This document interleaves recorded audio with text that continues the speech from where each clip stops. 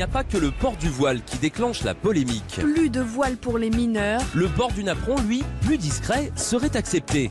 Contrairement au port du plaid, qui lui serait désormais interdit. Il est interdit à tout parent d'imposer à sa fille mineure ou de l'autoriser à porter dans l'espace public une tenue destinée à dissimuler sa chevelure. Port du rideau, port de la nappe, port du plaid. Cette proposition fait suite au rapport Frères musulmans et islamisme politique en France. Faut pas non plus se voiler la face. La radicalisation de celles qui, par exemple, portent ostensiblement le couvre-lit. Ce que tu dis n'a aucun sens. C'était la proposition de loi la plus médiatisée de la niche parlementaire des Républicains qui se tenait à l'Assemblée jeudi dernier, même si le texte n'a pas encore été étudié faute de temps. Porté par le président du groupe Laurent Wauquiez, ce texte prévoit l'interdiction du port du voile pour les jeunes filles mineures, et ce même en cas d'accord des parents. Mais cette loi a-t-elle des chances de passer? On en parle avec Christophe Féoche-Duval. Bonjour. Bonjour Christophe Féoche-Duval, je rappelle que vous êtes juriste, essayiste, spécialiste des questions d'immigration, et là nous touchons à un sujet extrêmement sensible, quel que soit d'ailleurs le camp politique que l'on représente, puisque c'est le port du voile sur la voie publique, non pas dans cet aspect de la laïcité qui fait que dans l'espace, dans les établissements publics, il faut observer la neutralité. Là on serait sur la voie publique. En un premier temps, Christophe Féoche-Duval, est-ce que ça touche à certains principes constitutionnels ou pas, ce projet de loi? Bonjour Sud Radio, merci de m'accueillir quelques minutes. Effectivement, parlons vrai, il est évident que ce sujet touche des libertés constitutionnelles. Et c'est pour ça qu'évidemment, bien sûr, l'avis des juristes est forcément important, parce que, comme l'a dit d'ailleurs Gabriel Attal, je crois qu'il a raison, je vais en parler dans un instant, il se dessine un arc anti-voilement qui va aujourd'hui, c'est très intéressant, de Renaissance jusqu'au Rassemblement national. Et Gabriel Attal a dit qu'il y avait une voie de passage constitutionnelle possible. Évidemment, quand on dit une voie de passage, ça veut dire forcément, c'est pas une porte très large, mais ça veut dire qu'il y a une possibilité. Et il faut l'aborder avec sérénité, parce que toutes les questions de droit constitutionnel d'abord doivent s'apprécier de manière sereine. Et les citoyens, à la fin, sont les derniers constituants, et c'est ça qui compte. Alors, le texte de M. Wauquiez, effectivement, a fait pchit. Ça a été dit par votre collaboratrice. Il a fait pchit parce qu'il était inscrit dans une niche parlementaire où ils avaient fait un peu de bourrage d'ordre du jour, on va dire. Il y a d'autres textes qui sont sur la table. Alors, il y a une PPL, proposition de loi, ça veut dire, notamment de Valérie Boyer. Il y en a une de Julien Audoul. Il y en a une plus ancienne, mais elle est un peu tombée maintenant en désuétude quand ils s'entendaient bien entre Valérie Pécresse et Éric Ciotti. Et puis il y a surtout ce fait nouveau en mai dernier que le président de Renaissance, ancien Premier ministre, Gabriel Attal, a posé la question sur la table. Et je crois qu'il a bien fait du point de vue juridique, constitutionnel et de la problématique de ce voile qu'on voit apparaître. Christophe Féoche-Duval, le débat est ancien. Tout était parti en 89 d'un établissement scolaire de Creil où 3 jeunes filles étaient arrivées avec un voile. Le ministre de l'Éducation nationale de l'époque s'était défaussé. Il s'appelait Lionel Jospin. Il l'avait renvoyé sur le Conseil d'État et finalement on avait laissé la liberté aux proviseurs d'apprécier la situation.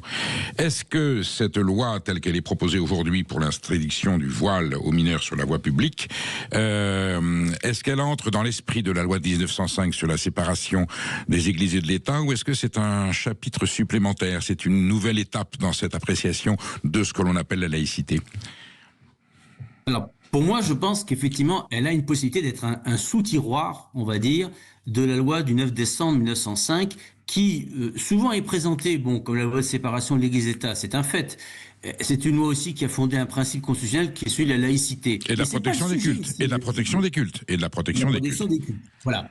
Mais la laïcité n'est pas le sujet lorsqu'on parle évidemment de l'interdiction du port de certains signes ostensibles extérieurs dans l'espace public. C'est plutôt, je dirais, le terrain également de la loi de 1905 de la liberté de conscience quand on s'adresse à des mineurs, et je dirais à des mineurs qui, comme l'a de ce point de vue très bien relevé Gabriel Attal, contrairement à la proposition de loi de M. Wauquiez, qui lui interdirait le port uniquement du voile. Il ne faut pas en faire une obsession, mais uniquement du voile pour tous les mineurs de moins de 18 ans. Gabriel Attal a bien vu qu'il y avait dans le Code civil, de notre patrimoine juridique national, une distinction, on va dire, entre les enfants et les jeunes qui n'ont pas encore l'âge de raison légale et ceux qui ont l'âge de raison jusqu'à 18 ans. C'est le signe de l'émancipation, c'est-à-dire la césure et l'état 16 ans. On ne peut pas effectivement constitutionnellement, à mon sens, de juriste, interdire notamment le voile à des mineurs de 16 à 18 ans. Ils ont acquis une conscience, c'est cette conscience que l'État a le devoir de protéger à l'égard des enfants les plus vulnérables de pression, qui ne sont pas toujours que, d'ailleurs, parentales, au passage.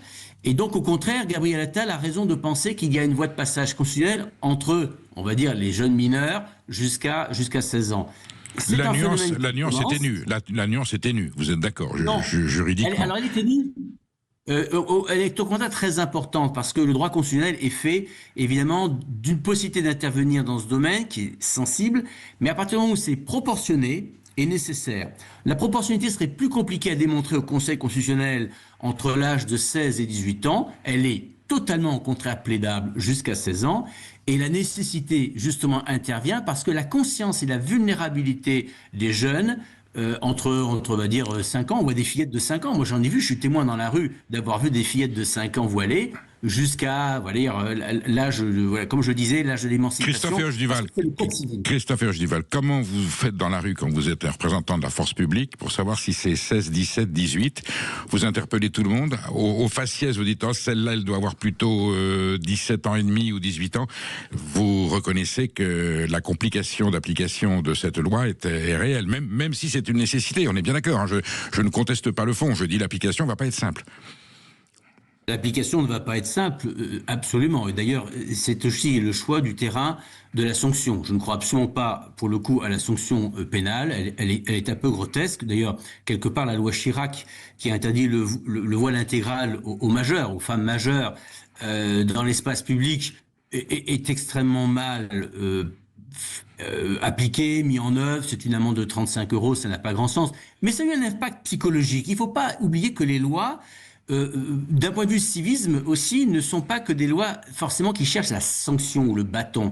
Elles ont des valeurs pédagogiques. Et moi, je dis que la loi Chirac, peut-être qu'aujourd'hui, on voit encore quelques phénomènes, malheureusement, dans tel ou tel quartier où des femmes sont voilées intégralement. Elle veut interpeller. Elle est entrée dans les mœurs. Voilà, elle veut interpeller la pédagogie des lois. La loi Chirac veut interpeller. Alors, quant aux enfants de mineurs, puisque vous évoquez, effectivement, c'est vrai que la distinction entre 14 et 16 ans ou 17 ans est peut-être délicate. Mais enfin, écoutez, faisons appel au discernement de nos agents de police qui, évidemment, repéreraient surtout ce que sont les enfants. Voilà. Quand je vois effectivement moi-même témoin visuellement des jeunes fillettes dont je peux très bien dire facilement qu'elles ont entre 5 et 10 ans, je sais repérer à peu près l'âge et je pense qu'un agent de police n'est pas plus crétin. Vous imaginez quand même, Christophe Hergedival, un agent de police, un fonctionnaire de police dans un quartier sensible interpellant une jeune fille qui porterait le voile de façon illégale, il intervient, il verbalise, vous imaginez le contexte que ça peut engendrer. Donc tout ça est un sujet extrêmement fragile. Alors, oui, tout à fait. C'est pour ça d'ailleurs moi je ne recommande pas la sanction pénale qui était celle de la loi, enfin du projet de loi Wauquiez. Je crois qu'il faut plutôt aller vers des mesures d'ordre éducatif. Il faut agir sur l'autorité parentale. Il faut qu'en vérité, ça enclenche une sorte de rapport qui soit fait à l'autorité administrative, préfectorale, à l'autorité scolaire, à l'autorité parentale.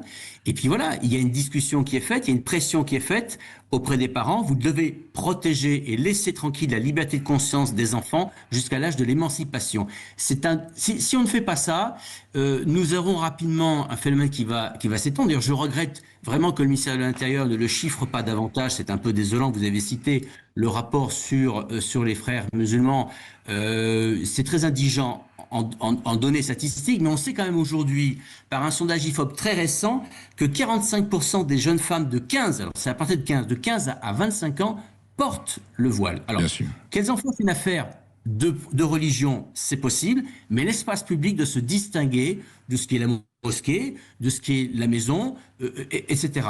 Sans oublier, je dirais, le Conseil constitutionnel sera là extrêmement vigilant, bien entendu, sur cette loi. Est-ce que nous sommes d'accord que la priorité des priorités, c'est l'éducation nationale, émanciper les consciences, éduquer, instruire et faire comprendre qu'en République française, le voile n'a, j'allais dire, philosophiquement pas sa place. On peut pas l'interdire puisque nous respectons les cultes, mais à condition qu'ils ne mettent pas en péril nos valeurs de citoyenneté, de fraternité et d'égalité. Je pense que l'essentiel, il est là.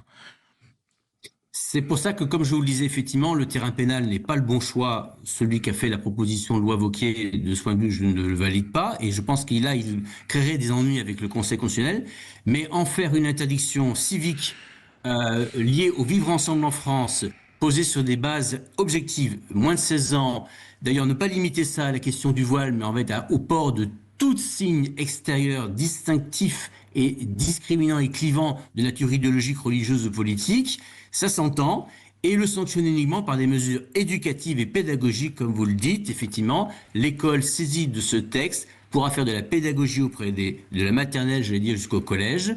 Il y aura l'action possible auprès des parents. S'il y en avait des parents jusqu'à un certain point récalcitrants, mais il y a des outils dans le Code civil qui permettent d'aller jusqu'à prendre des mesures relativement à l'autorité parentale, parce que c'est une violence qui est faite auprès d'enfants. Vous vous souvenez, Christophe Duval, dans le débat du deuxième tour de la présidentielle de 2022, Marine Le Pen annonce face à Emmanuel Macron qu'elle interdira le voile pour les mineurs, ou je crois que le voile en général, sur la voie publique. La réaction a été que massivement, nos compatriotes, nos concitoyens musulmans sont allés voter pour Jean-Luc Mélenchon, qui a dit « Regardez, c'est moi qui... » Voilà. Attention à ce qu'il n'y ait pas une mauvaise interprétation et une récupération d'une loi qui, pour l'instant, est dans un esprit républicain, même si son application relève ensuite de précision juridique. Attention à ce qu'il n'y ait pas récupération par ceux qui, justement, n'aiment pas forcément la laïcité républicaine. C'est vrai. Encore une fois, je rappelle que ce n'est pas une affaire de laïcité, c'est une affaire de liberté de conscience et de protection de la conscience des enfants qui sont vulnérables par définition. Quant au rappel que vous faites, je n'entrerai pas dans aucun débat, mais je rappelle que il n'y a pas si longtemps, dans les années 1905-1910, il y avait des arrêtés municipaux d'une famille politique que ne devrait pas démentir la personne que vous avez citée et qui voulait interdire le port de la soutane dans la rue. C'était un arrêté municipal de Kremlin-Bicêtre, très célèbre, très amusant. Bien sûr, et c'était la gauche. À l'époque, c'était la gauche de l'hémicycle qui et que cherchait-elle à faire à sa manière, soi-disant une liberté de la conscience dans l'espace public? Et ben moi je lui renvoie la balle. Non, je crois que le fait nouveau, c'est véritablement cet arc anti-voilement qui se dessine désormais entre le parti républicain et le parti Renaissance. C'est une nouveauté. Voilà. Et donc c'est le signe d'un démarrage de consensus dans l'opinion publique. Et puis s'il faut aller jusqu'au référendum, eh bien écoutez, les Français seront souverains. Justement, quelle est la suite là, la suite juridique, parlementaire? Il y a une prochaine étape? Comment ça va se passer? La prochaine étape, surtout, je l'espère, c'est la mise par écrit d'une proposition de loi de Gabriel Attal, qui, à mon avis, serait celle qui, profitant d'une niche parlementaire du mouvement Renaissance, aurait le plus de chances probablement d'aller jusqu'à son terme. Parce que je pense qu'elle trouvera des termes qui ne sont pas clivants, elle trouvera des termes qui seront juridiquement, constitutionnellement plus acceptables, et je pense qu'elle peut faire un ralliement, on va dire, du centre à la droite, et donc par conséquent donner ses chances. Peut-être se réserve-t-il ce débat pour la présidentielle, c'est possible. Je crois que ce sujet ne sera pas absent de la présidentielle, ça c'est certain. Christophe Duval, merci. Ne doutez pas que nous aurons certainement besoin de faire appel à vos compétences pour suivre ce dossier extrêmement sensible. À bientôt. Autre projet de loi portant sur